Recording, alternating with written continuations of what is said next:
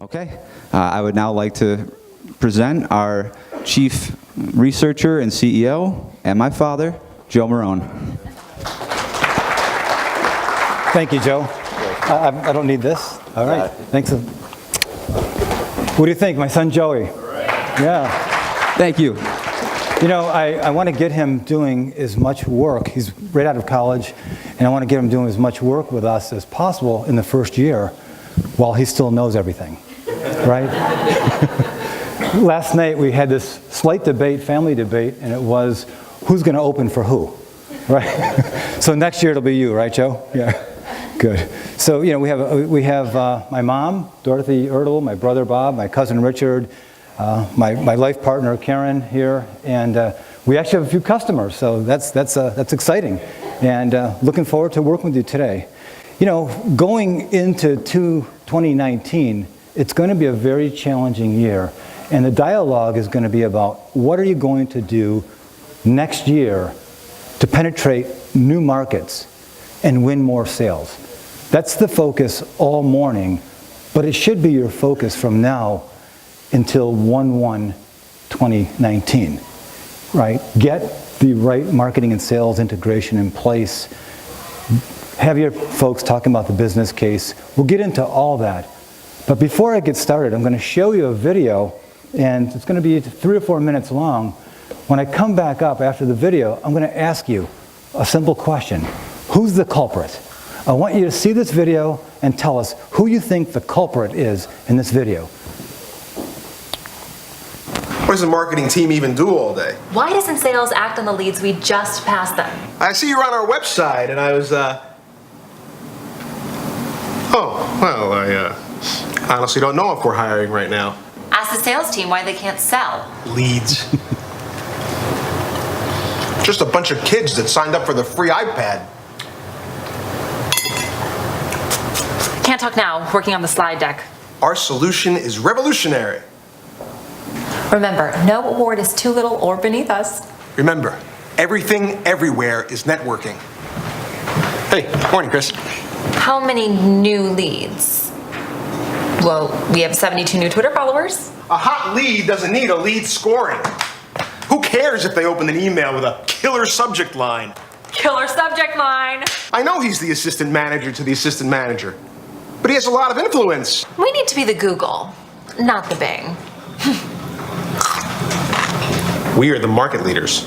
I am a marketing guru. Hey, I'm just a sales rep. What do they even do all day? Always be closing. Always be closing. We have original ideas. Trust me. There are no original ideas. Trust me. Didn't you log your activities on the CRM? Every second I'm logging in CRM is time I'm not spending in front of a customer. Who wants to go grab lunch? I like where this is going. I'm just not sure it's there yet. I don't like being measured, and I don't like being told what to do. I am in sales. Why is the European team trying to get a piece of my deal? Who cares if their headquarters is in Paris? Our lead leakage is horrible. Marketing thinks there's lead leakage. You have to have water flow for there to be leakage. 50 points for subscribing to the newsletter, 5 points for opening the email, 10 points for clicking on the link. Huh. This lead is hot. I was told that our project is the CEO's #1 priority. Did the sales rep really wait until 1 week before the conference to let us know that they were interested in attending? 3 customers and a handful of prospects are going to be there. Of course I need to be at this conference. Who cares if this tactic leads to actual sales? It got great buzz. Are they ready to sign a contract today? Otherwise, it's not a lead! What do you think? Who's the culprit? The salesperson? Raise your hand. The marketing team? Raise your hand. It's the marketing team, right? So what we see in every organization, that there's a miscommunication between marketing and sales and how they work together or don't. And the first best practice that we're going to talk about is how to integrate marketing and sales to penetrate new markets and win more sales. So rule number 1, first scenario is your integrated marketing and sales strategy drives your daily tactics, right? Strategy over tactics. So, mindset. First thing, ownership in your organization. Everyone on your team, everyone in your organization should be thinking and talking and acting and interfacing like the buyer, not the seller. Right? Let's take a look at how sellers think. Do they like us? Do they like our products or services better than the competition? Are we favored? Right? Will they accept our price? Can we get our price? And can we close the deal without being too pushy? I hear that in every meeting, every day, with every sales team. And they think like sellers, right? That's what they're thinking. They're internally driven. If I hear one more time about how sales is about likability or relationships, it drives me crazy, right? Think about the other side, right? Think about the other side, how buyers think, right? How will this impact our business positively? What risks or disruptions could occur? How do we mitigate them? Why do we need to do this now? Why them and not their competition? Who's the top 3 shortlist providers? And ultimately, what are all the costs involved, and is it fair market price? If you're going to buy something meaningful on the way out of here tomorrow or over the weekend, that's how you would think. So the first thought process is stop thinking like the seller and start behaving like the buyer. Talk about the business impact. Be able to quickly talk about the disruptions that could occur if they made the change. Why need to make this change now? What's the business impact? Being able to say to your customer, who besides you should be on their short list for consideration? Right? Being able to describe all the costs involved, not just your price tag. And all you have to be is fair market price, not the lowest price. So fair market price is the price that an educated buyer buys from an educated seller over time, unpressured. So why would we ever sell below fair market price? It's the price for what it should be done. So first scenario is change your mindset of how you look at selling. To the left is antiquated. It's low skilled. A lot of myth. And to the right is what you need to do in 2019. Then we're going to talk about the idea of sales and marketing strategies. And we call this the 3 M's. Market, message, and methods. Guys, when I'm evaluating organizations, and it's on a daily basis, there's always a miss here. So the first thing we'll look at is, have they identified their target markets? So quickly you'll roll your eyes at this, but let's go down this a little bit.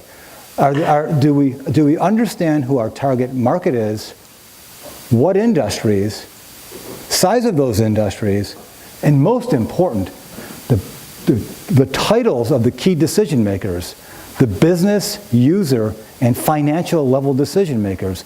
Most importantly, the business decision maker. If you're selling something that has reps involved, it has general contractors involved, it has multiple people in that chain, they are not the decision makers and they are not your customer. Your customer is the end user, and your message needs to be that end user. So most importantly here is, what is the title of the business level decision maker in the ideal market, within that industry and the geography, ready? That you're going to get seen by them as a fit for that company. Just quick show of hands, do you understand that one? Quick show.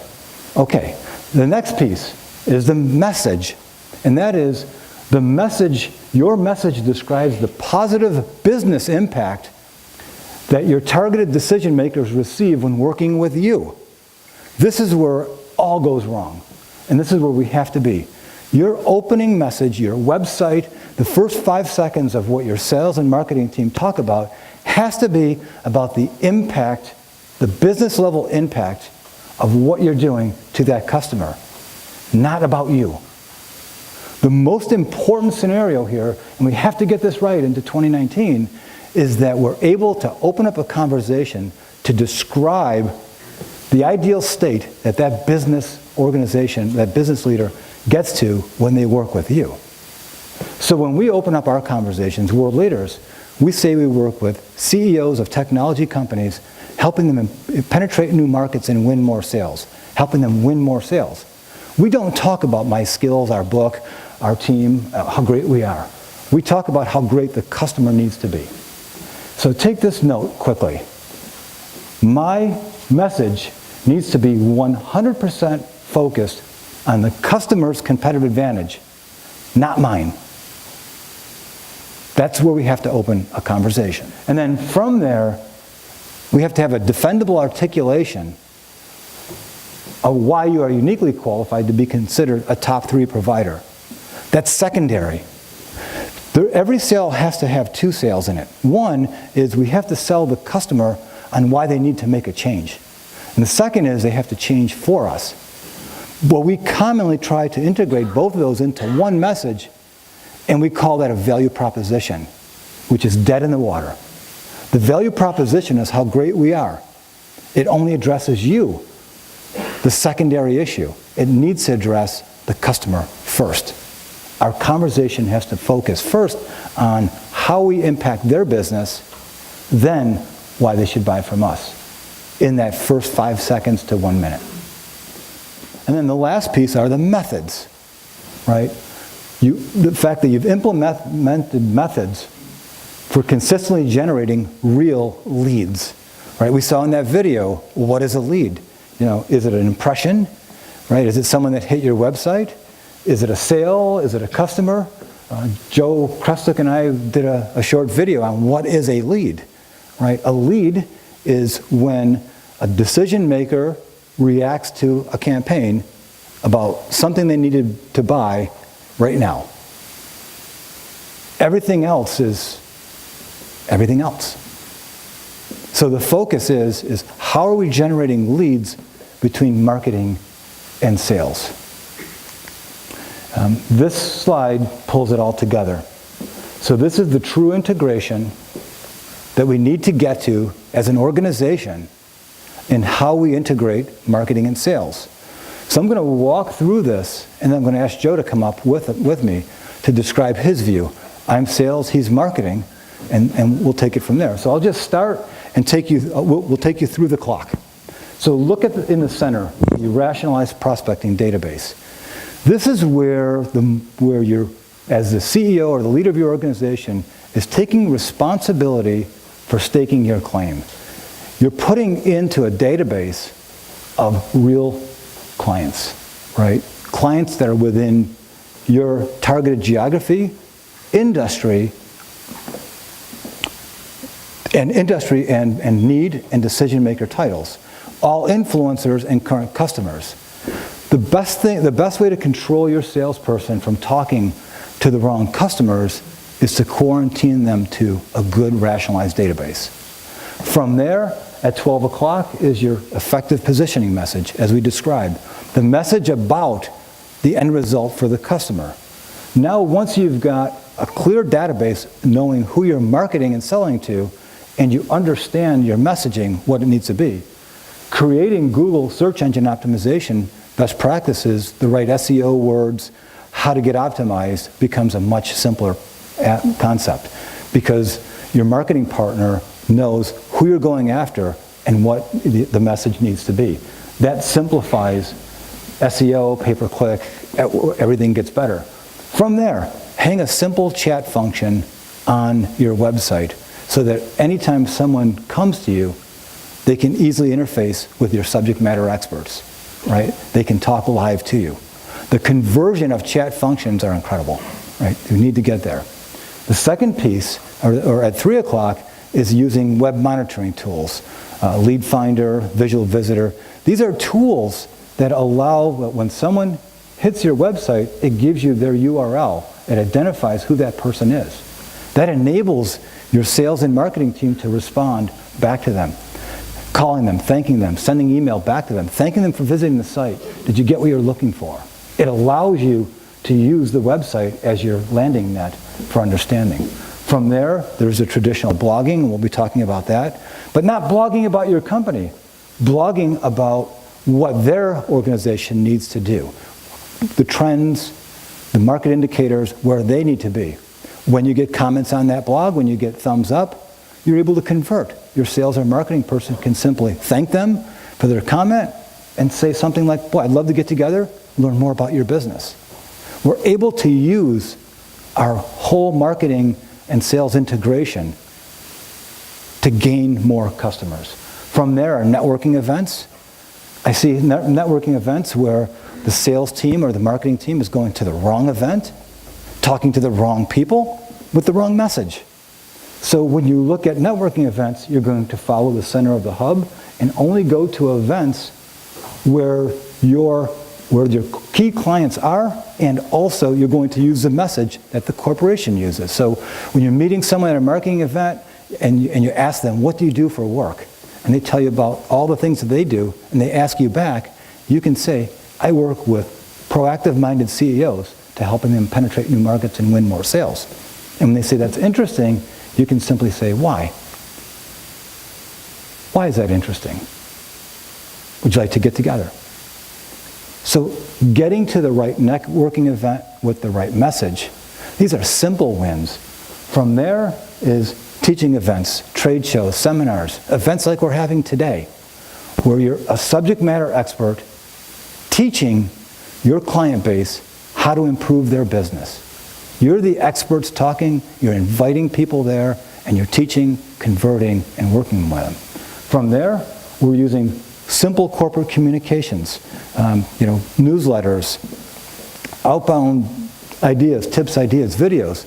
But one of the things that we found, and that's why we have Excelsis here, is simple print mail mailed to a customer is one of the highest conversions to sales than anything else today. What used to be old is new again. You see, most of the millennials never got the Vail pack, right? They're not sick of it yet. They're just getting tuition bills. So they're happy to see something new. So the whole idea here is send an attractive mail piece. How many of you got our mailer when we mailed out for this event? Quick show of hands. Yeah, so we had people responding to the mailer. Have your website there on the mailer. They come to your website. You're using the tracking tool to see that they came to your website, and you're either chatting with them or converting with them. From there is social media. And I'll let Harold talk about that in a little while, about how to use social media to convert LinkedIn, Facebook, to convert leads. And then from there, the two tried and true scenarios. Targeted direct emails. The most important thing is targeted direct emails to interested respondents. Not mass emails to people that don't care, but direct one-to-one emails to interested respondents that came to your website. And from there, we're on the phone again. Good old Willie Nelson, we're on the phone again. We pick up the phone, we call a customer, and we convert them. We thank them for their interest in our organization and offer to visit and spend time to learn more about their business and how we can help them. This is the integration to marketing and sales. Joe, why don't you come on up and add your thoughts to that? Sure. Can you I love your definition of a lead. Tell us your definition of a lead again. Oh boy. That's so important to all of us. It's a closed sale, Joe, and if you don't get closed sales for your customers, you're doing a bad job. No. That's the expectation. They need to show up. This is the world's definition of a lead. Yeah. This is a lot of our clients' definition of a lead is they go to the website, they fill out the form, and then they automatically get into like a rocket and shoot over to my front door with a check in their hand or a credit card ready to buy. Yeah. And that's not a lead. And so go ahead, please. Sure. When you're working with a digital marketing company or marketing company, what you want them to do for you is get interested respondents responding to the campaign. So let's say that's a decision maker that has an interest in your concept, that expressed interest, that responded to any aspect of this campaign. That is a lead. That is where your salespeople have to take over now, and they have to integrate into marketing to turn that lead into a sale. It's understanding how the two team members work on the same team. for any of this stuff to work, there are so many efficiencies you can gain if you come up with a little bit of strategy up front relating to your target audience. Who is that target, the key buyer? Who am I really going after? What is that person's persona? We talked about, you mentioned demographic, geographic, what are their interests? Where do they go for information? Where do they work? What's their title? We go to LinkedIn and we look for people very specifically. It's easy in LinkedIn to find companies and people, decision makers within those companies, and build a list. So our sales team, we're talking about sales and marketing working together here. Our sales team, should be proactively looking at those things and building this list and manually building this rationalized prospecting database. The marketing team, should be supporting inbound marketing and outbound marketing, and should have SEO top of mind. Search engine optimization, being found in Google for a keyword specific to a service or product you offer. We want to get into the mind of your target audience, your target persona, and think the way they're thinking. Just like your first slide stated, we want to think like the customer. How do they speak? What language do they use? Because the language we use in-house is a lot different than the language our target audience is using, because they may not understand our product or service the way we understand it. So we want to do this research up front and understand who is that target persona very specifically, what language are they using, so that we can get the keywords. Because if you're going to do all this stuff, if you put the right keywords in place from the start, if you're doing social posts, if you're writing blogs, if you're doing any type of content online, the keywords you use in that content matter, because Google's watching that. And Google's taking into consideration the words you're using all around your website, and it's looking at your website and looking at the words you're using there, and it understands the sense of authority you are for those keywords if you've used them properly across the board. So you're doing this stuff anyway, think of keywords. 80% of B2B, probably more today, of B2B decision makers are going to Google as a part of their decision-making process to make a purchase. Thank you. That's important. Very important. So if you think about this from a person skill set point of view or systemic point of view, it's clear. As the CEO or the leader of your organization, it's your responsibility to get the systemic integration of marketing and sales in place. It's a systems challenge, right? Not just a person challenge. So many times I hear that we want to get people to do this. This is beyond, this is policy. This is how the organization operates. It's systemic, and that's what you have to build. The system of the integration between marketing and sales. It's a systemic approach, and it takes time. I'll just say this, it just takes time. It takes time, but quitting won't get you there faster. You just have to spend the time to do it and make it work. It's a multi-month year strategy. That's tip of the iceberg of the system. There's so many moving pieces here. Sarah will talk to you about, once you've got sales putting prospects into this database, you've got people looking on LinkedIn and going to these events and getting business cards and plugging them in and categorizing them.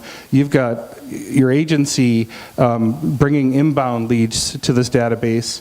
Then what happens to them? And how are we organizing them? How are we tracking follow-up with them? How's our sales team interacting with them? Are we doing any marketing automation to nurture those leads? To turn them into someone that we can convert. Great. Exactly. So in summary, if I took a step back and said, you've got to target the right market, right down to the decision maker. You have to have the right message, the business message, and then you're applying the methods in that order. Great methods, wrong target doesn't work. Right target, wrong methods doesn't work. Get this right. This is where we see the top 1%ers in the business, the top 1%. And the objective of every leader in this room should be to own their market and become the differentiator in their industry. Thank you, Joe. See you in a few minutes. It was Thanksgiving, and it was in the morning. I was having a cup of coffee, and I looked on Facebook, and I'm scrolling through it, and there's a short video of how to get more advantage in your company, how to increase your sales in a company. It was a quick video. I clicked onto it, and it just said, watch the demo, push the button, and I watched the demo, and it was a Salesforce automation company, and it's called Infusionsoft. And as I'm talking, this crazy thing happened. My phone rang. Oh my God. I picked up the call, and it was Julie from that company. And she said, Mr. Merlin, I'm wondering, I see that you're looking at our demo. Are there questions that I can answer for you? I hung up on her and said, don't ever call me. No, I said, thanks for the call. Can you tell me how much it costs? And how do you implement it? And we had a dialogue. Right then and there. That's the power of integrating marketing and sales. If you think that you wouldn't take that call, that's okay. Maybe you wouldn't. But when you look at the statistical probability of how these organizations are doing it, people are taking those calls. High-level decision makers are taking those calls, and they're winning business. So we've got to look at what's going on in 2019. And the first thing is integrate the marketing and sales team. So enough on that. The next step is, as we described, your marketing and sales team teaches business-level decision makers how to improve their business results. Here's the story. There's 3 kinds of sales and marketing organizations. There's one level. And these are the salespeople that talk about availability and price. Right? I can get it in green and get it to you out tomorrow, and would you like 3? I love this one. How many can I put you down for? Right? That's the close of that beast. Right? They're selling price and availability. It's a necessary skill. We all have to have it. The better ones are able to talk about functionality, usability, reliability, capabilities, all about their product, and they're good, and they're customer sensitive, and they're significantly outpacing the others. And that's step 2, and a step 2 sales rep is doing well because they understand their product, they understand their market, and they do well. No question.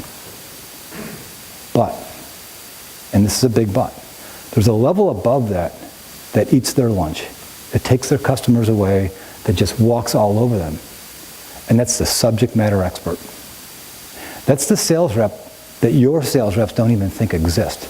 That's the ones that interface at the leadership level of the companies that you're working with. And they don't ask the customer what they need. They tell the customer what their peers and competitors are doing to solve this problem. They are the subject matter experts. And they are incredible. Those are the top 1%, systemically able to do this. They're able to hold a seminar. They're able to do a walkthrough and describe a benchmark that the customer needs to get to. That concept is the one that we have to get to. So if you look at this wheel here, you can see that it has to involve some level of this conversation. So when you're listening to your salespeople and you're watching your marketing videos and you're looking at I'll say sales because it's marketing and sales and it's one team, or I'll say marketing, they're interchangeable now. But when you look at and you listen to from your website all the way to the conversation, you want to see some combination of what's on this wheel. So we should be able to talk about, your team should be able to talk about how you impact your customer sales, revenue, account, or market penetration, or how you reduce cycle time for delivery, customer service, revenue collection, and or how you improve first-time quality, reduce non-value waste, and or help them meet regulatory, political, social compliance, and improve profitability, cut costs, or improve corporate value. That's the conversation. So if your salespeople are talking about the functionality to an end user of your product, they're talking to the wrong people about the wrong thing. And that's just where it's going. If they're talking to the P&L owners first, and they're talking about the end result, the business objective, now we're having an entirely different conversation. And those that do own the market. And we call them subject matter experts. Some of you don't even realize that they're salespeople. In an accounting firm, it would be the partner in an accounting firm. They don't feel like a salesperson, right? In a technical sale, right, an IT sale, it would be that subject matter expert, that high-level technical architect that can put together the IT solution and meet business objectives. So the traditional salesperson that carries in the donuts, that is backslapping and golfing, that person is a relic, it's an antique. They're not the ones that are owning the market any longer. I'm going to show you 2 videos. So now we'll take our mind off of salespeople and we'll talk about what you can control, what your corporate video should look like, how you can come across as a leader, and what your minute and a half on the front page of your website could look like, should look like. So I'm going to give you first the down. The one that we all think is a good one. We'll show you this one, and I'll ask you to look for, do you see any business objectives in it? It's a well-produced video. And then I'll show you a very simple second one, and let's see if you can see the difference.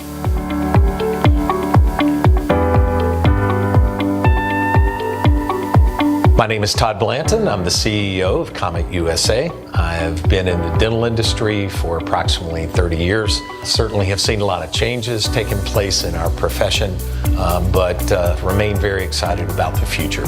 The company started in 1923. Our executives in Germany realized that the U.S. market was, in fact, the biggest consumer market of dental products in the world. We really believe our mission statement captures a lot of our value as an organization. We want to be a leader in product innovation, not just globally, but certainly we want to support the doctors in the North American market and the U.S.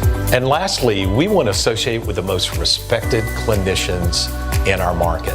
Everything comes out of our one manufacturing facility in Limgo, Germany. Comet is known for high quality instrumentation that the dental practices or the lab uses on a daily basis, and we can stand behind our product. Customer service is crucial to Comet USA because that's all about building relationships, and we look to build the most successful and lasting relationships with our customers possible. And so without that, we don't have a very strong foundation. And so that's the basis for everything, and it plays a huge role in our day-to-day operations. Rotary instrumentation has changed in the last 10 years, mainly because the products that are currently being used clinically.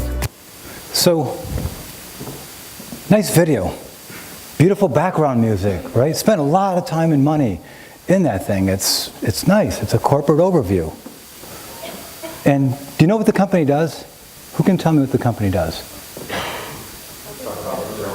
Pardon me? Talking about themselves, right? What do they do, though? Dental drills, right? And they make the best dental drills probably in the world, so it sounds good. But what if they had a conversation to say, when you outfit your dental practice with our tools, you will increase patient flow, get more patients through a day, you'll advance the number of procedures that you can do, and improve medical outcomes.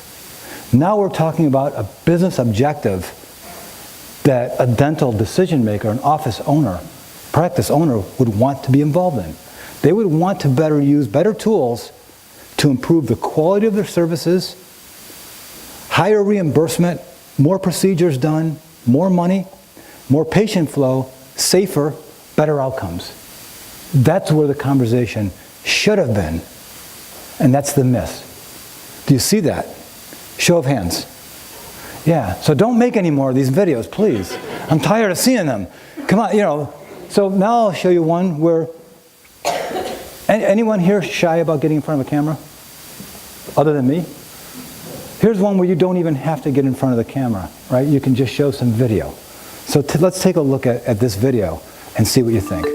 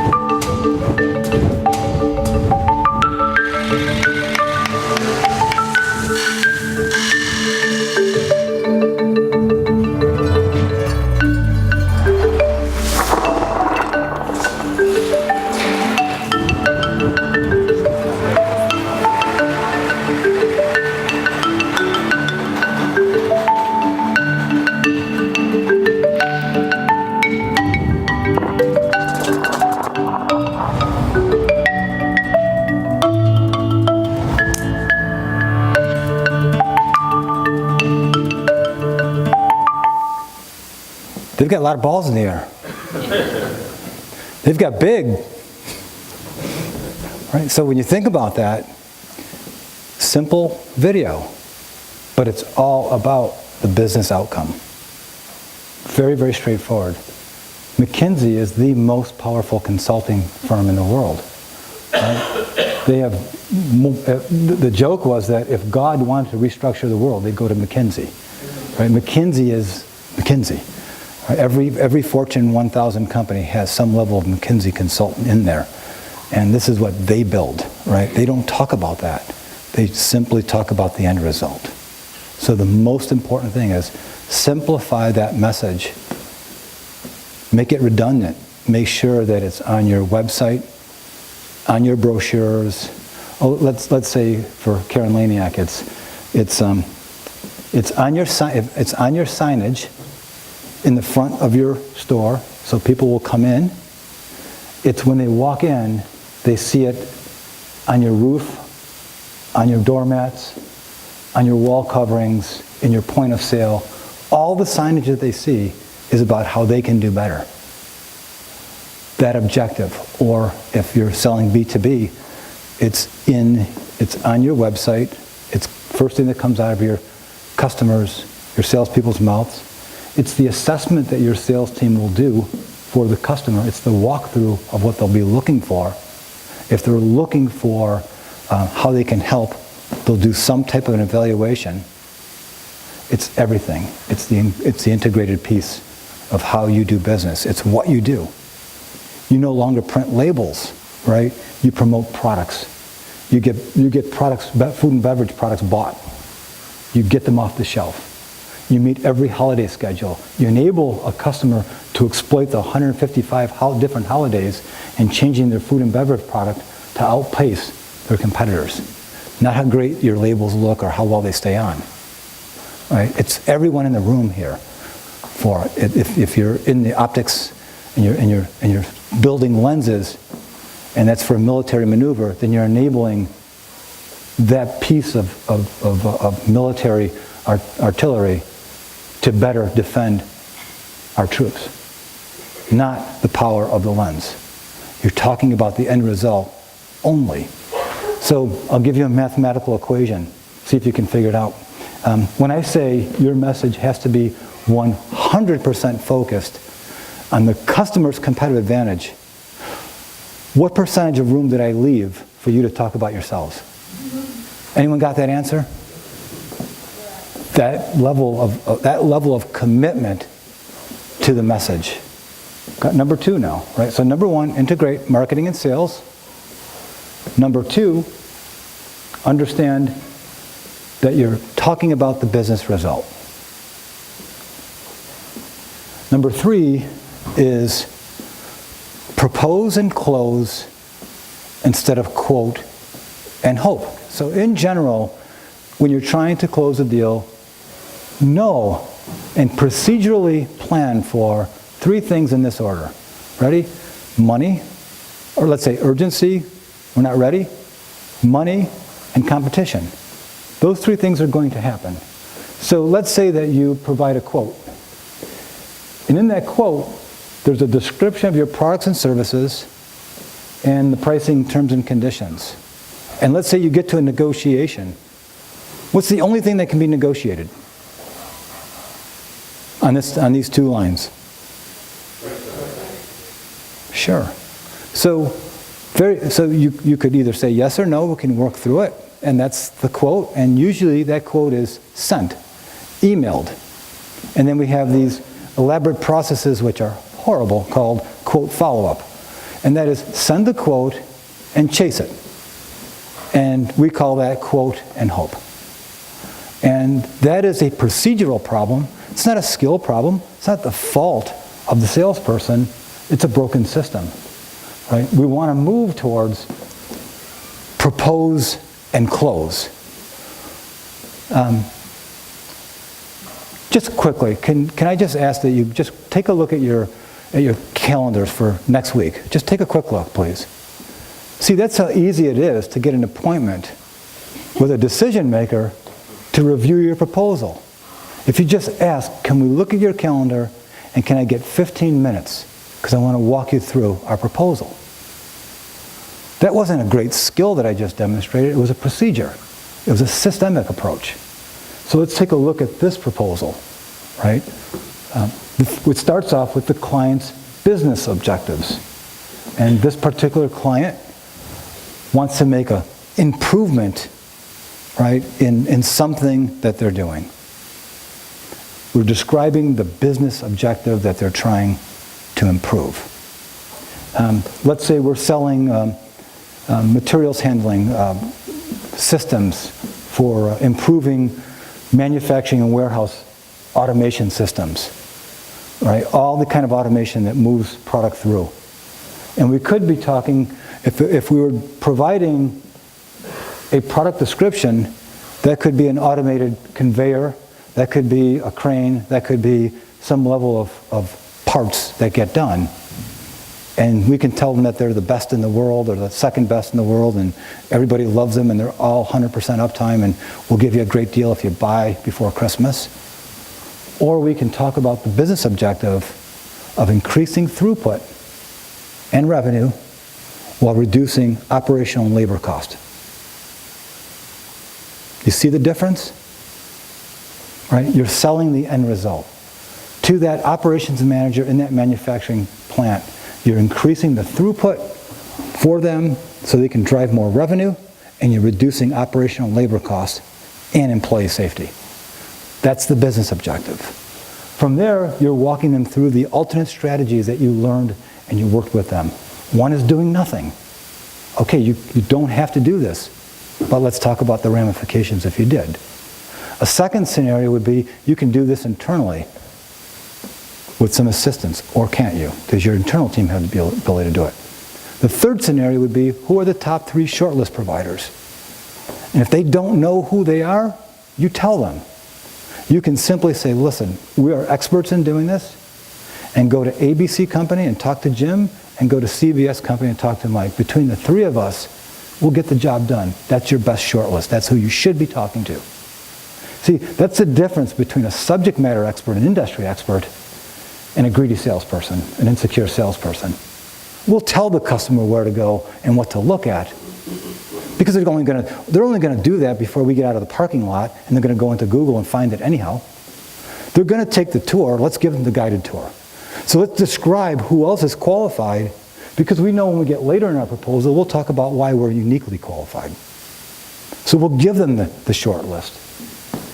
From there, we describe the solution. What does it look like? What does the flow look like? And most importantly, the risk mitigation plan. Every time someone buys something from you, or you buy something, there's 5 risks that we have to address systemically. Risk number 1, contractual terms and conditions. Risk number 2, will it show up on time? Schedule. Risk number 3, will it perform? Performance. Risk number 4, reliability. Will it be reliable, sustainable? And risk number 5, my favorite, you should own this one, the risk of obsolescence or market change. Therefore, in your proposal, you're going to embed quarterly reviews so you can sustain it, support it, and upsell it and cross-sell it so that you have a customer for life. So we don't mind showing the other 2 competitors because they won't do that. And then from there, we talk about the delivery schedule, when they'll get it, and the assurances. And then we talk about price, terms and conditions, and discounts. We explain what the contract looks like. We walk them through it. We walk where it's fair and balanced. And then from there, we talk about why we're uniquely qualified. You know, there's 5 unique qualifiers that a customer, any purchasing department, can sole source you for and not have to bid. Product superiority, customization to need, schedule. There's 3 others. I don't need to go through them. But you're describing, again, systemically, this is part of your selling and marketing system. This is not a skill that you require a salesperson to have. They won't have it yet. You have to build this into your company as part of your organization, not hoping that your marketing and salespeople invent this on their own. Only 1% of the salespeople know how to do this. This is what you have to own. So it won't leave if they leave, because salespeople leave 1.4 years. And then corporate qualifications. Most people start with corporate qualifications. So you see this picture, in the nestling hills of upstate New York lies a company, the strong, the mighty. That's not it. You want to talk about the skills that you're going to apply to the organization, the experience doing similar things, and the accomplishments that your corporation has. So when you look at this proposal, you have to, as Steve Martin said, you have to be so good they can't ignore you. The proposal has to be so pinpointed that it becomes against their fiduciary responsibility to not buy from you. It's ridiculous for them not to buy from you. We used to call that confidence, thinking it's in a salesperson. No, it's competence in the system. Build it systemically. That's the objective of this concept around propose and close instead of quote and hope. So the 5 risks that every customer will encounter every time that you can mitigate for them and position yourself over your competitor in this order. First through the cycle. Contract, terms, and conditions. Our contract versus their contract. Right? Does anyone here use Salesforce.com? Raise your hands. Do you know that you don't own your data, that they do? Right? In terms and conditions, they have the right to your data. And now what they're saying is they're only going to support it for 18 months. So contract terms and conditions are very important when you download that piece of software and think it's going to work, right? So when you talk with Sarah Compter about her CRM system, you want to understand her contract terms and conditions. So I'll go through them again. Contractual terms and conditions, number 1. That includes warranties, liabilities, pricing, terms and conditions, when the dollars are, it's all in the contract. Number 2 is schedule attainment. Committed to deliver effectively by that date, whatever that date is. In the manufacturing world, we call that lead time, right? Number 3 is performance. Will it actually perform? I don't know if you've ever seen this, but sometimes when we buy something, it doesn't actually perform like the salesperson told us it would. It's very rare that it happens, but sometimes it does. So performance is number 3. Number 4 is reliability. So something can perform, but not perform reliability all the time. Yeah. The biggest scenario that we see with customers, that we all see with our customers, is they don't believe us. Right? Everyone is better than the last one. Everyone's got the bestest, the greatest, the most wonderful scenario. But if you insert a little reality in your proposal, you move from being a salesperson to a subject matter expert. You can tell it like it is. Can I tell you what we tell customers when we're doing searches, when we're doing headhunting for them? We tell them there's 3 real myths. We're going to do a video on this. Probably go bankrupt doing it.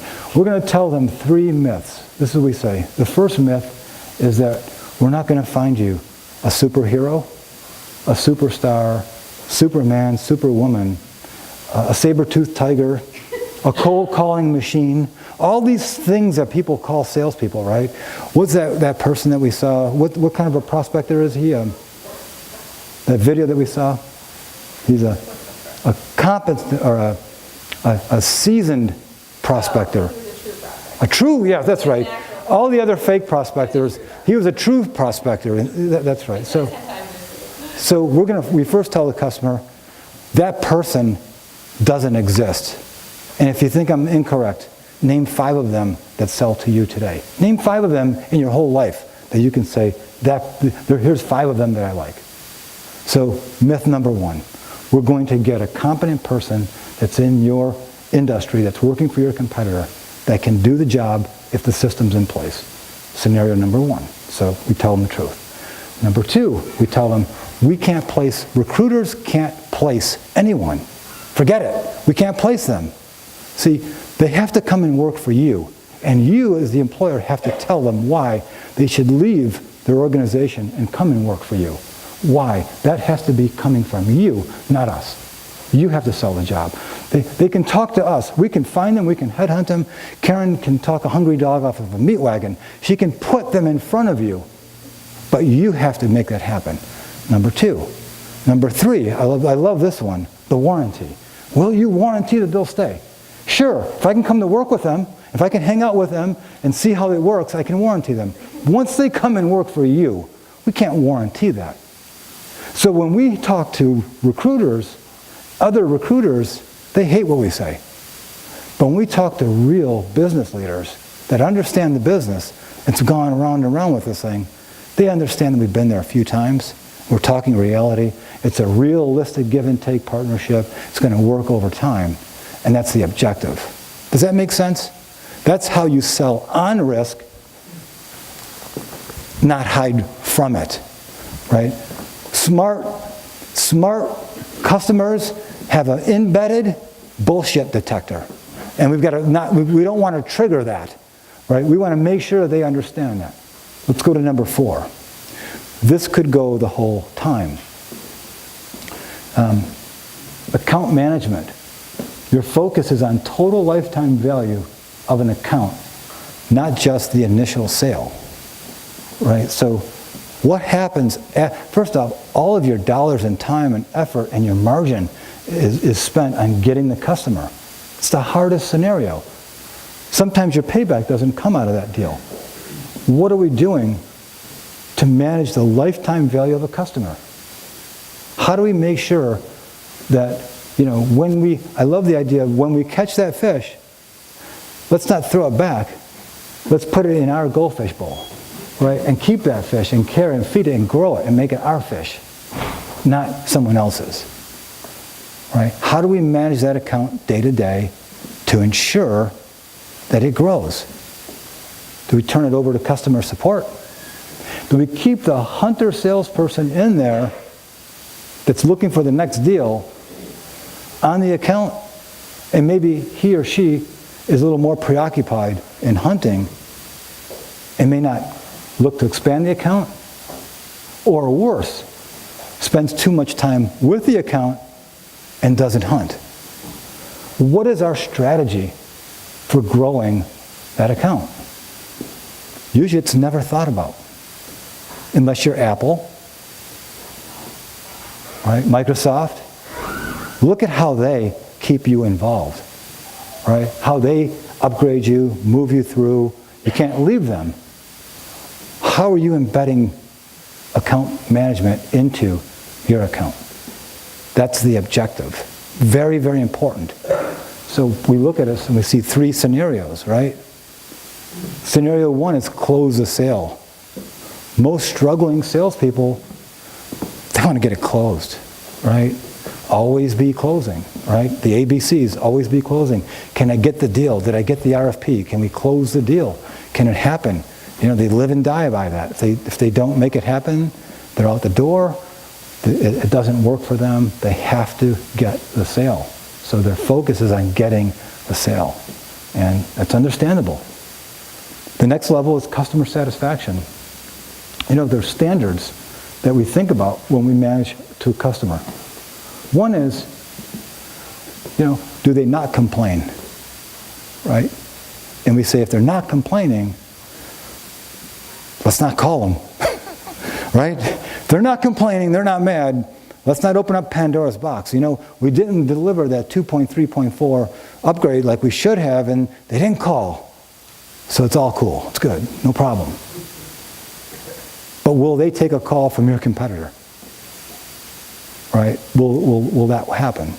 So the idea is, how do we manage for customer satisfaction? So one standard is, are they not complaining? The other one is the ethical standard, and that is, did we deliver? Did they get fair value for the dollars? And are we ethics? And are we paying our ethical chances to that? And we're doing the right thing? And that's important, right? Are we meeting the ethics of the account? And all of you are doing that. But there's another level called the professional standard. And that is, have we improved and became the industry advisor to them? When we talk with them and when we meet them, and we say, okay, you've got this system in place today, right? We're outsourcing your IT function today, and we're handling all the downage, we're keeping it running, You know, we're allowing you as the outsourcer to focus on your core business. No longer are you worried about downtime. We're good. We're managing costs. We're managing compliance. We're doing that. It's working. Your break-fix contract is gone. We're good. Our next step now is how do we use that technology, exploit that technology to improve your business results? And we are able to recommend ERP system, a bolt-on, looking at equipment operational effectiveness, if it's in a manufacturing environment. How do we meet with them to continuously drive their business better, upgrade their business for them, unsolicited, right? Not without them asking us. See, the customer, here's something you should forget about. The customer always being right. If they were right, they wouldn't need you. They can buy it offline. They can order it on Amazon. When Karen buys clothes, she's always right. She goes on Amazon, she knows what to get. When I have to buy clothes, I don't know what fits, I don't know what works. I need someone to tell me. I'll make big mistakes. So when you look at that, the customer needs the guidance, and that's your job to teach them what's going on in the marketplace. That's your job. And so many of us don't want to do that job. We don't think we're up to that job. And if we don't do our job, your competitor is going to do your job for you. So the objective here is the industry advisor. And how is that done? Really a lot easier than I'm making it sound. The quarterly review is the most important thing of really focusing in on making sure that you're meeting with the customer on a quarterly basis. And there are really two types. There's the business review. Are we impacting their business results? Are we helping them improve their business, reducing their cycle time, meeting their compliance, first-time quality, driving costs down, improving their profitability? And the second meeting or capability is one level down, the technical review. Is it function? Is it usable? Is it up? Is it working? So the quarterly review is an important thing. Just out of question, how many of us, I'm going to ask the question very carefully, how many of us are doing quarterly business reviews with the business level P&L owner of things that you sell regularly? Raise your hand. There's a lot of us there's a lot of room for improvement here. That advantage really helps. And the best defense is a good offense. If you're not doing that, your competitor is. Think about that. How easy it is. Pick your best account. Think about this account. They love you. You're great. And your best competitor calls not at the procurement department, not at the user of the technology, but at the P&L owner, the business level, and just said, I understand that you're using ABC company. I'd love to come in, do a walkthrough to see if we can improve throughput and reduce cost. Would you be open to an audit? Would you be open to a conversation? That's a tough one. Because if it's a good business leader and they're not looking at how to better improve their results by a simple meeting to review, they're not doing their job. When you look at all the big thinkers in the world, and the famous ones, Peter Drucker's, Deming, the current today, Michael Porter from Harvard, and you look at all the big minds, they understand systemic effect more than human effect. Right? You can take a systemic effect of almost any topic out there and look at, and that be predictive of success or failure. Right? When you look at how people are into a system and what behaviors and results come out of there, Deming said that it was 94% systemic, 6% individual. Yet, we're trying to hire salespeople to fix all of our problems. And that's where it goes wrong, right? We have to, and I mean it, we have to look at this challenge as getting systemically in place. Has anyone ever heard of the company called Paychex? Right? When you look at they hire young people out of college to do the worst thing you could ever do, cold call all day. And I was there 3 weeks ago and I interviewed those people. And they love their job. They love their job. Why? They're part of the system. They understand that they're going to do that for the first year. Then they're going to be moved into a field manager, and they're going to be moved into where they see it grow. They're also supported with training. They also understand how marketing is integrated. They see where they fit in the system, and they take that systemic approach. When you look at all the great selling organizations, and you have to say, politicians, presidents, house speakers, they're systemic. What they're saying isn't individual. They understand what they're saying to a mathematical understanding of who wants to hear it and what that outcome will be. It's a calculation more than it is an individual skill. Systemic. Deming said, a bad system will beat a good person every time. So we have to think about systemic. And it comes down to every topic, you know. I'm really proud of my son Joey. He did a great job today. You know, he was a McQuaid graduate, did well, great athlete, played 3 sports, went to RIT. Joe, what was your grade point average? It's not in the room. He's fixing it. No, there's nothing wrong. I'm doing that. 3.99. His grade point, thank you. You know, high grads, right? Doing great. He's with us now. He's making more money than he should be. Doing all the stuff great. But let me ask you a question. Let's say that he grew up in a family, broken home, in poverty, went to a city school district, part of that system. McQuaid had a high value on intelligence and grades. In the city schools, it's a high value on can you defend yourself. Would he have gone to the college that he's going to, and would he be the person he is today? Probably not. It would be against the grain. It would be against the system. But if you look at McQuaid High School, they have a 100% transition to college. Are they better teachers there? Are they better people there? It's systemic. It's probably not, right? They're paid less, right? It's systemic. It's an expectation. It's all part of the system. You have to build into your marketing and sales organization that winning is your habit. That winning deals is the #1 corporate strategy. It's your best practice. It's what you do that makes you great. It's your differentiator. That marketing, penetrating new customers and winning more sales isn't something that you have to do in addition to managing your company and doing everything else. It's the reason why you have to manage your company and do all the other things. And that's an important piece. Nothing happens until something is sold. And the idea here is you have to focus on that and make selling a system that you plug people into. And I'm not saying that there's not great salespeople out there.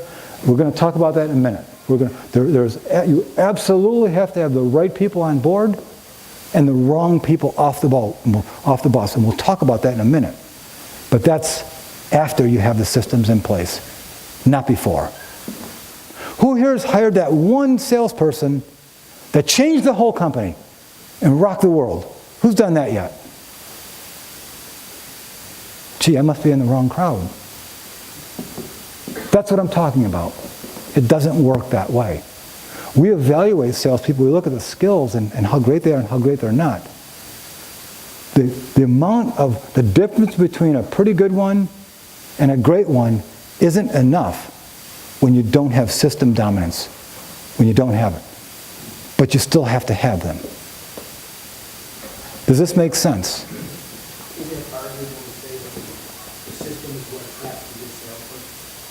Oh, let's hear that. Oh, both right. It tracks them and then makes them, right? You plug them into the system and it makes them great. They feed into it. No question. It allows them to do their job. Exactly. If you don't believe this, right? We hear time and time again, every year this team is going to make it to the playoffs and get back to the Super Bowl, and they've got the right personnel now. Do I need to tell you who that is? Buffalo Bills. And every year, the Patriots focus on systems. And I'm a Bills fan, but When you look at the systemic approach, that the way the Patriots play it, you have to give credibility to that. If you look at the people and you look at how success is maintained year over year, over and over and over again, in almost everything that you do, it's systemic. I'm a competitive rower now, and I wasn't 4 years ago, and I'm doing well. And I'm doing well because I'm plugged into a system of people that are better than me, and I emulate them. And they work on my stroke, and they spend time, and I'm part of them. I'm giving myself to the system. And I can't believe the achievements that we've made. I rode in the Charles, right? I'm one of the top 5 rowers in the Rochester area, after 3 years. So when you look at that scenario, and it's not because of me. In fact, all the numbers for me for rowing are wrong. Too short, too old, too small, none of those things work, except I'm in the right system. And that's the idea, systemic. So, account management, systemic approach. Now let's talk about people. And let's get into this now. So let's really talk about the people. Your team is staffed with sales and marketing performers, and non-performers are transitioned out timely. These are 2 things, not one. The first thing is you've got to get the right people in first. Once you have systems in, you've got to get the right people in.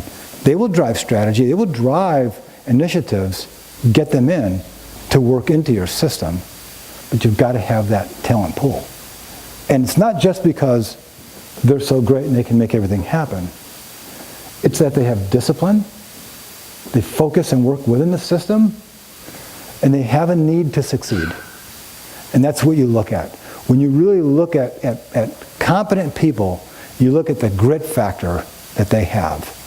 And they just will not accept being a nobody. That type of character, that type of belief is first. Right? So when you look at salespeople that are fully engaged, and generally, this is Gallup polls, it's 27% of the American workforce today are fully engaged, right? They want to achieve for themselves. They want to be better for the hell of it. They wake up every day and they want to be a somebody. And anonymity and being second place just bothers them. That's the foundational of, are they chasing you down, asking you questions, wanting to bring you to calls? Are they driving you, not you driving them? I've got Carissa, our project manager over there. That is an engaged person, incredibly engaged. When I look at and we work together, and it on the outside it looks like I'm mentoring her. That's not what's really happening. Right? When we're working together, her drive, her attention to detail, her ability to focus me in the right products, in the right services, with the right customers to manage successfully, that's an incredibly engaged person. And she was just a few years out of school, and she's going to be a bright star, and she's going places. Engagement is number one. You want to see that. But keep in mind that there are 59% of your team not engaged. Mistakes, not really enjoying the work, thinking about other things. Sometimes they're there, sometimes they're not. You're not focused. And you, as with every overachiever, makes the biggest mistake. You try to motivate them. You try to fix them. You try to get them to think like you. See, everybody here is green. We're all engaged. You wouldn't be here if you weren't engaged and want your betterment. So then you'll leave this afternoon and you'll say, boy, I was at this seminar. I hope you say this. I was at this seminar and, it talks about these things and let's get them done. And you hear the disengaged to say, yeah, we'll get to it. Some good ideas. Yeah, we've got these other things we should be doing. And there's a lack of engagement. One of the best mentors that I've ever worked with taught me how to scientifically assess for engagement. He said, walk by their office. Look at them, how they're sitting. Walk up to them and look in their eyes. Do you see engagement or do you see disengagement? It's that easy to read. You don't have to be a fortune teller to see this. Disengagement is easy. Do we all have that? Does that make sense? Quick show of hands. Okay, so here's the problem, guys. That 14% that are actively disengaged, those are the ones that are hard to see, right? Those are the ones that have a different and separate management function in your organization today. They have an anti-management approach to you, and they hold court when you're not around. They are actively disengaged, and you might think that they're engaged because, you know, they're the pessimist that looks at why it won't work. They're the ones that the voice of logic and the ones that are going to settle you down if you get your eyes too big. And they're the ones that are going to be the voice of reason because you're not really thinking. They're the ones that are going to have their door open when you provide a little bit of discipline or motivation and you push someone. They're going to be the place and the person that's there to help them out and buddy with them because you're not so understanding, and they are. Has anyone ever met that person? Just show of hands. Yeah, we've met that person. That person is doing you so much more damage than you would ever know. That's the one, and many times they've got you sucked in. You're emotionally attached to them. They know how to bring you in. They know how to create a culture of mediocrity, right? They know how to do that. It's in every environment, and that person, I'm telling you, has to go. I'll say it again. That person has to go. I'll say it better. That person has to go this year. Really, if you're going to be a better team in 2019, that person has to go today. You cannot perform with that disengaged person on your team. They're counter to your culture. They're hurting your organization. I'm going to explain it from a science point of view, okay? We've got three parts of our brain: survival brain, emotion brain, logic brain. We call it the amygdala, and that's the part of the brain that feels survival. When this person is creating tension in your organization, and there's conflict, and they're moving towards mediocrity, and they're building discontent in the organization, your people are in their survival brain. They're in their amygdala. They don't want to be, they have fear. They don't want to be embarrassed by this person. They don't want to let this person down. They don't want to go against the influence. So creativity, we go into our survival mode and we stop using our executive brain to think about problem solving. So you think they're only impacting you or their job function, but when they embarrass the people around them, they cause conflict around, when they go into that approach, everybody around goes into their survival brain, not their creative brain. So they're impacting the rest. Any of that conflict with the disengaged is the biggest problem that you have. And that has to be fixed. And that's not my word, that's my science. Debates on that one. I would love to hear it, because I used to try to fix everybody. Right? I'm a sales trainer. Right? I do sales training at Christmas parties, family functions. I do sales training instead of parenting. I mean, so I want to train everyone, and I've learned the hard way that person cannot stay on your team. If you've learned anything today, make that change. That's what we're saying. So let's talk about what engagement means. So let me not be so dark. This is what your employees want for employee engagement. Right? This is what they crave from you, clockwise. Recognition. Hey, please write this one down. And this is not from me, Ken Blanchard. Walk around and catch people doing something right. Catch them doing something right. Focus on catching them doing something right all day long and recognize them for what they do. It's not hard to do. Even a stop clock is right twice a day. So you can catch them doing something right. That's the first thing you want to do. to get engagement, is focus on their positives and build from there.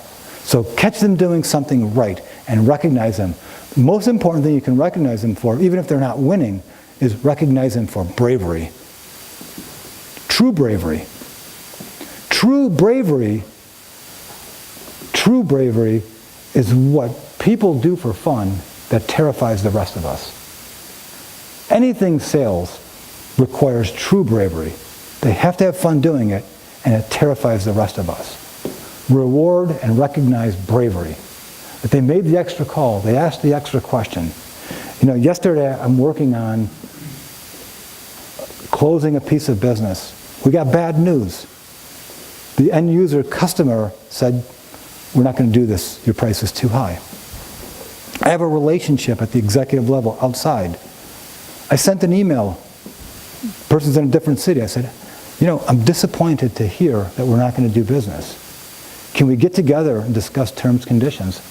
I think this is important to you to get your team in place to do this. He responds back.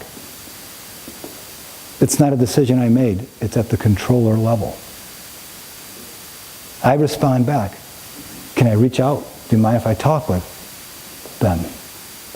He responds, sure. See, I'll show you where bravery comes in. I send another email and I say, will you introduce me and conference call us in? Answer is, yes, I will. If you're not brave, you're going to quit in that line somewhere. And that's where you want to reward bravery in your team. And it's not hard. We're not working against customers. You want to reward bravery in your team when they take the extra step to give advice, not always heated, to a customer about their betterment.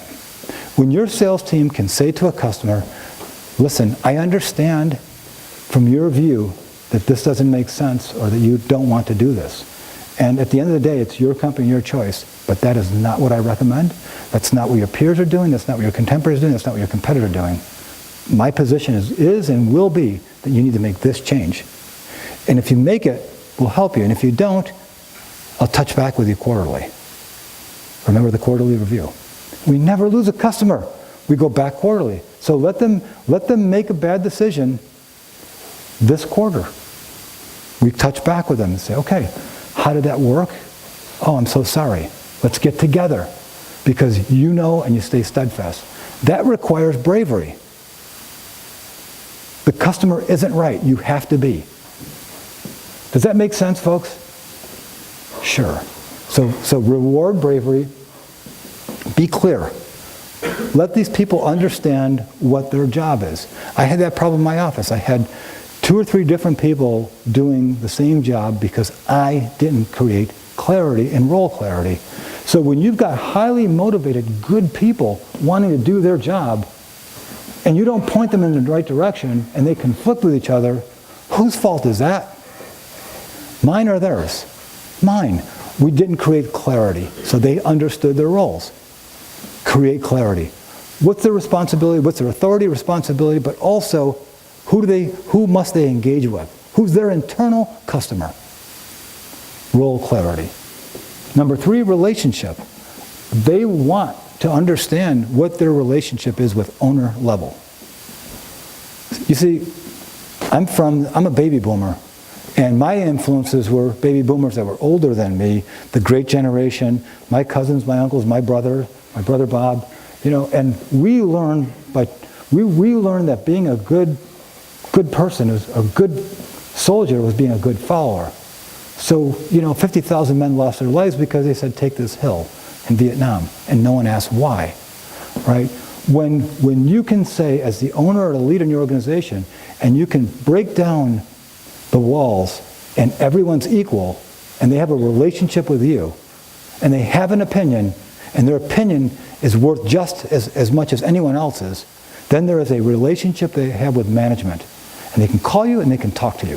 But if they can't call you, and you won't accept bad news, what do you think you're always going to hear when you ask the status of something? What are you going to hear? You're going to hear good news all the time. You're going to hear lies. You're going to hear them avoid you or only give you good news because you're not strong enough and you haven't built a relationship where they can give you bad news and good news. That's an important part of being a leader in your organization. And the last thing is, you have to map out the growth of every employee on your sales and marketing team so they can see what they're doing and how they become the two I's, more influential and more income. You have to map out where they're going to be in 1, 2, 3 years, or else someone else is going to do it for you. A recruiter, another person that wants that employee. So you have to ensure that they understand that I'm asking you to learn this today, and I'm asking you to compress your cycle and do this today. I want you to do these things. We need you to do these things because your growth is going to be here.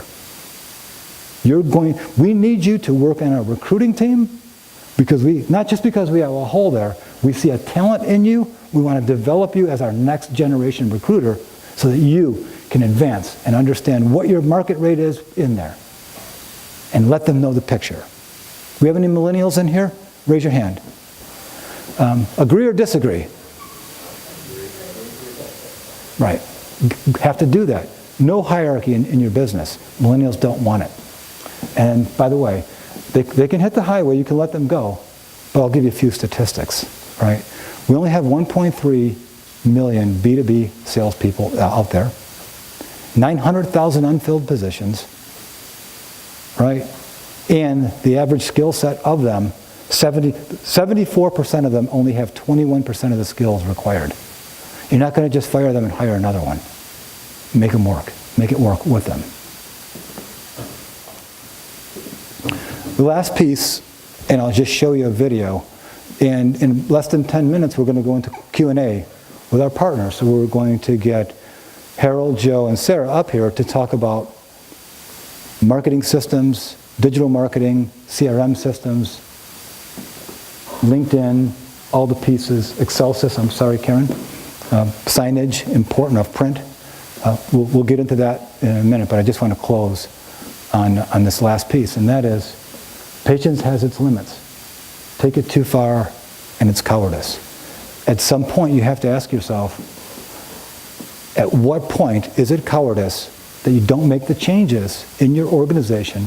Let's start off with first, systemically, then getting the right talent on board. So I'm going to show you one last video, and this one might be contradictory. This might sound a little contradictory to what I just said, but let's talk through it.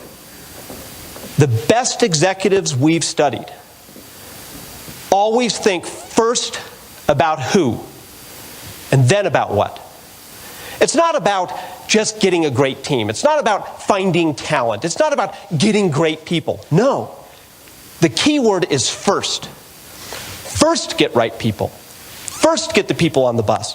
First think about who. Put who ahead of strategy, who ahead of tactics, who ahead of technology, who ahead of business ideas, who ahead of everything. First who, then what? Long term, you want someone that buys into it, that will interface with that and execute on a daily basis. That's the idea. Does that make sense? Yes. And trains themselves out of the job. Pardon me? And trains yes, they should want to grow too. That's right. So you have somebody that's in place when they're gone. And love it too. And actually, when these people outgrow you and they leave, they're successful alumni, right? That successful alumni, you should wish well that they've gone well. You should embrace the fact that there's going to be turnover in your business. Look, we got to use every statistic out there for us, not deny that they're there or look at them to hurt us. If turnover is 1.4 years, okay, let's turn them over internally. If they're only going to prospect for 1.4 years, let's then move them into subject matter experts, let's move into other things. Let them turn over internally, or if they leave. But let's not try to build something against the grain. Does that make sense? Good. About 5 more minutes, and then we've got Q&A with our partners. Yes?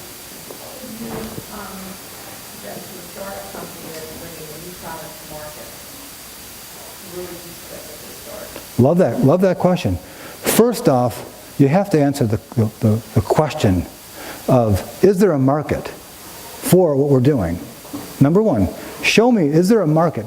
And the market has to do with, is there a business need, right? Do potential clients have a business need for what we're doing? Number one.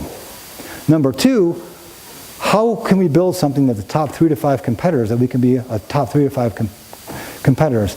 And is our cost model going to work? From there, bring in, ready for this, and I hate saying this, bring in marketing first, right? Build your digital presence first, not bring in a salesperson first. I've made that mistake many times and try to put a salesperson in when you needed a digital person in there first to get things happening. When you've got a great marketing positioning and you've got leads coming in, right? The average salesperson can make that work, right? If we ask salespeople, if you've got leads coming in of interested customers, business decision makers, they have a business need and they want to talk to you, right?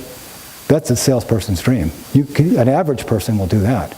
But try to take a really good seasoned sales rep and get them to live in this world, to get them to do this. They only want to do 11 o'clock. Right? They want to pick the phone call up. And they'll do that for 4 or 5 months and leave. Be so good, they can't ignore you. Be the expert in the industry. And by the way, you can't fake it. You can't just pretend that you're there. You have to be legitimate. And it takes some time to do that. Why don't we get the experts up and do some Q&A?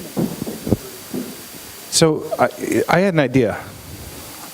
We're talking about sales and marketing working together, how we can best work together, and we need you for the idea. And maybe this will help spark some questions and conversation as well. Is that okay? Yes, okay. Love to. So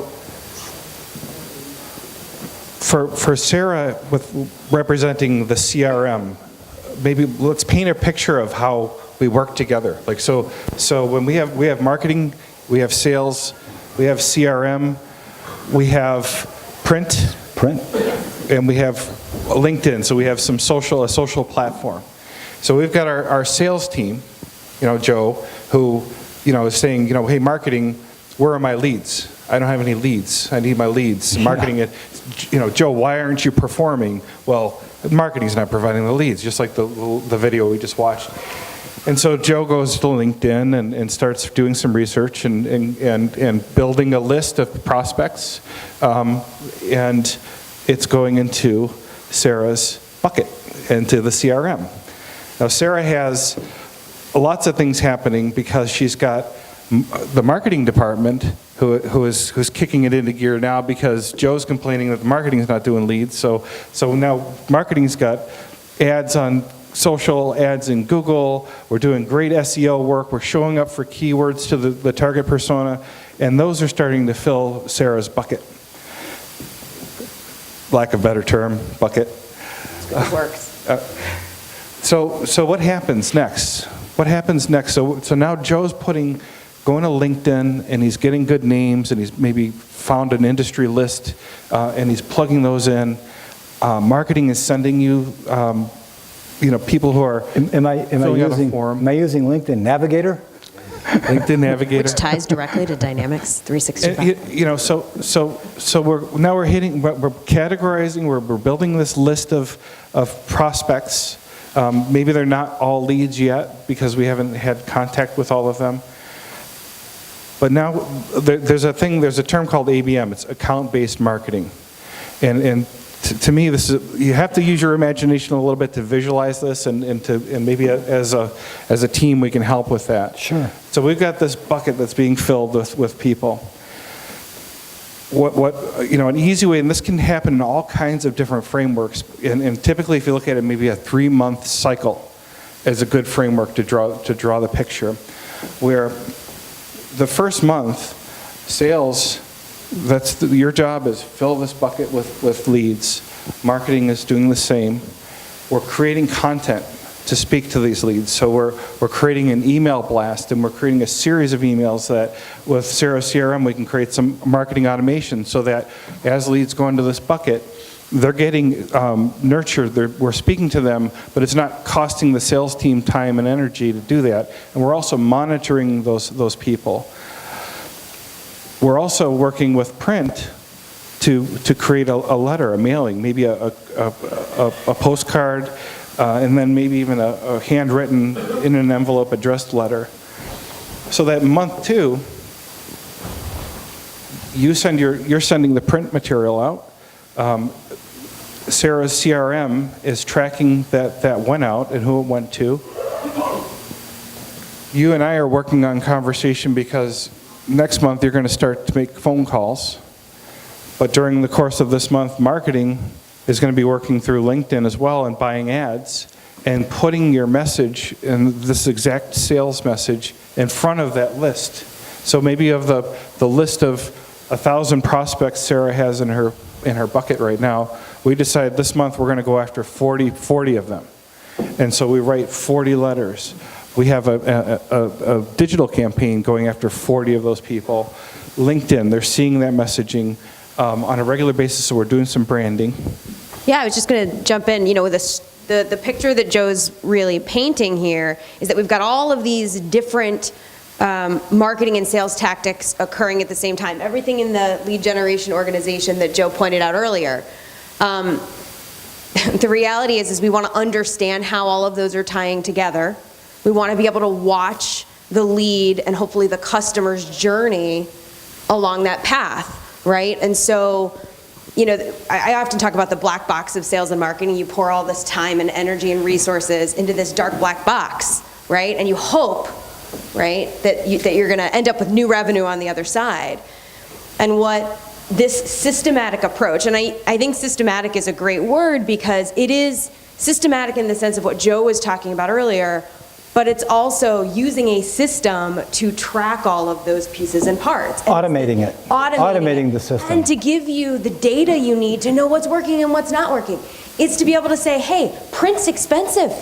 I only want to print things for leads who've already engaged with me on LinkedIn and or through the marketing automation that Joe's doing over Send here. a package, send a collateral, send them something beautiful, right? Right. Yeah, Everybody wants to understand their return on investment for marketing and sales. There's no question that is the question. That's what everybody's it's on the tips of everybody's tongues, right? Yeah, but what's the ROI on that? Why should I invest in that? Why should I do that? And the reality is by tracking all of these pieces along the path, right? And then watching that lead turn into an opportunity in your pipeline, watching that pipeline, watching that customer or prospect go through the pipeline, eventually resulting in an order, a sale, whatever you guys call it, and being able to tie that revenue back to the LinkedIn message you sent, or to the digital print ad, or the print ad that you sent, or the digital pieces. See, I have a little fly in that ointment. A little fly in that ointment, maybe 2. 2 flies. Yeah, so first off, that account that you pick, those accounts that you pick, who picks those accounts? I would argue that you got to go back to your original target market and then see who's engaging with you. Who makes the decision of what goes into that database? Who? C-level. What C-level? You guys? No. Who? The company owner. The sales team? No, the company owner. That's the direction of the company. Exactly right. So what we see is the CEO will ask the salespeople to tell us what those accounts are, and they'll be wrong. And also, the sales people, naturally, if you look at their statistical probability, they'll go too low at the decision maker. They won't go to the business level, they'll go to the person they're most comfortable talking to. So in most instances, you got a very well-structured account-based model with the wrong person. And then if you get that right, you get the right person in the database, the right geography, the right industry, the right size company, and the right decision maker, then the next challenge is what's being said to that person. Do you guys make that decision of what that positioning message should be? No. So most of them say, well, let's talk to our salespeople, what they're saying right now. Let's ride along with our best salesperson, and he'll or she will tell you what to say. Will that be right? No, absolutely not. There you go. And that's why all these problems fail if the executive level doesn't take ownership of who are we selling to and what are we saying.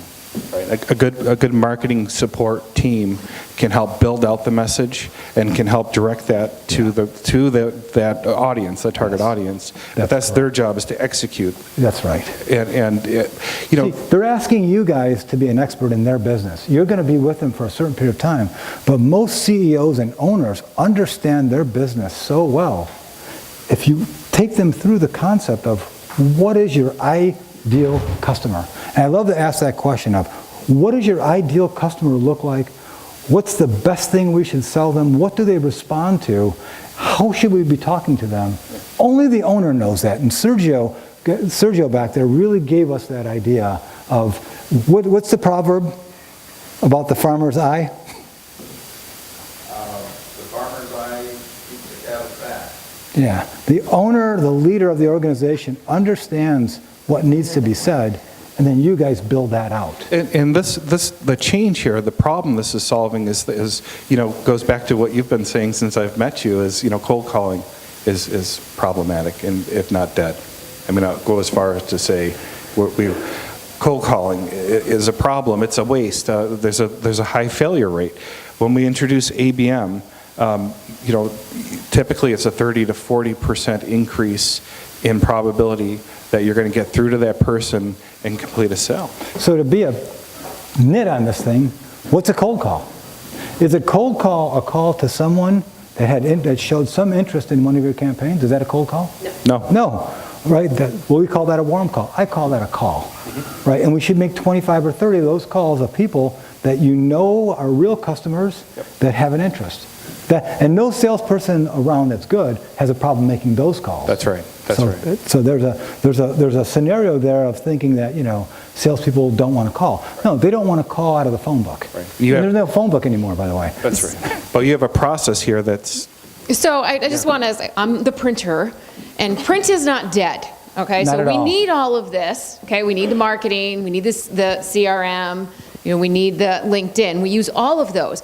But let me ask you, what do your manufacturing companies look like? What do your offices look like? Print is everywhere. Print is not dead.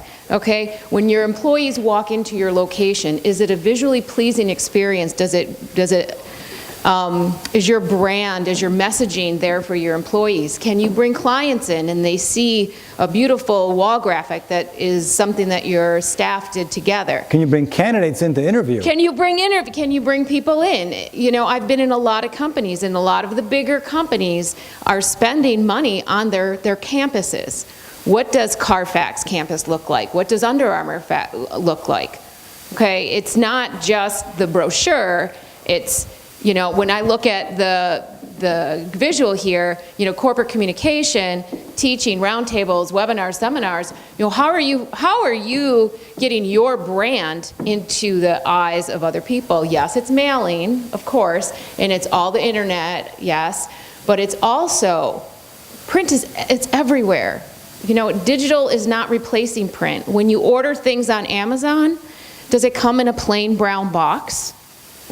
Does it have a header with a website on it if it's a part or something? I mean, it's there, and people are buying things, and your brands need to be there. We work with local and national brands to help communicate their vision and their products. So thinking a little outside the box of more than just mailing, of course, that's big right now. Mailing is big. It's not going away. It is the most effective way to get something in someone's hand. They might just throw it away, but it gets there. So you need all of these things. All of these are super important, but I challenge you to think about print, seeing your brand or your name on something different. So I just want to say that. I actually want to mention something outside of LinkedIn per se, so something to what Joe attested, and this is coming in from my organization where I'm at now. When a system is set up properly, then you can allow talent to come in and then be creative. So if the system's in place and you get that great talent, so Well, take the New England Patriots, for instance. If you realize how many people they've had in that system, that some people you never even knew who they were, but yet they still won. So occasionally you had Tom who was able to be creative and create things on the fly, but there was a system in place. So similar where I was at when I got hired at LinkedIn, one of the first things my direct said to me was, if I have to motivate you to make money or to do well, you can't be here. So you have to have those people who want to do well and want to do the things, but give them the tools and the systems to be successful, and that good talent will take it from there and do the things that they need to do. There's a funny story that Karen and I could share. When we first met, we went through a whole process. We were going through, quoting and different things of that nature. And I tried to advise and say, hey, listen, you might not want to do this, but at the end of the day, you guys own the business. So they said, okay, and it's like, no, Harold, we appreciate your feedback, this, that, and the other. Cut his mic off. Yeah. So, I let her do what they're going to do. You're the owner. 2 weeks later, exactly what I suggested, they came back and did what I had told them, because I had the authority to tell them, hey, these are the right things for your business. At first, they didn't listen, but once they saw that that was the reality, now, anytime our conversation is, if Harold says it, we shall do it. So, but that's why we brought you here today. Right? We're not mad at you. Yeah. We're happy that you're here. No, obviously. Yeah. So, and I appreciate that. So, from a CEO level, you creating the vehicle that salesperson can drive, or the marketing people can drive, that does well, that's the difference. I always tell people, it's not the matter of the vehicle all the time. It is pretty much the driver. You being the driver, the creator, and then you allow the salespeople to do the best things that they do. From a social marketing standpoint, now listen, here's something as simple, just so you guys know. LinkedIn is the 6th most visited site on the planet. Definitely in the United States, but damn near on the planet. And if you ever think about when you search yourself, what is one of the first things that pops up if you have a LinkedIn profile? In the first 3 or 4 searches is LinkedIn. So, and similar to, and the marketing person definitely tell you this, if this consistently putting a little bit of yourself and your company out there of what you can do to move the needle forward for your ideal client, you will start to be found in searches when people are looking for those types of things. So, not to take advantage of what's in this world now, which is the digital side, but cold calling is, like you said, it's not dead. It's just a matter of, does somebody know who you are when you call? So even if they don't know you, but they know of your company, or they've seen something or something that's caught their attention, at least they're like, I've heard this name before, let me at least hear what they have to say, versus who the hell is this? We can go around all day and talk about these tactics, and they're all right, or they're all wrong, if you're systemic. If you're integrating it into your marketing sales methods, if you're getting to the right customer, if you're talking to the right demographic, you can't do it wrong.